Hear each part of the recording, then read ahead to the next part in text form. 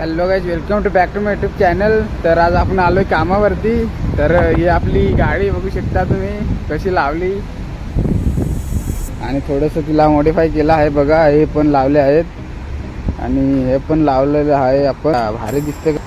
तर चला आज आपण जायचं थोडंसं काम करायला।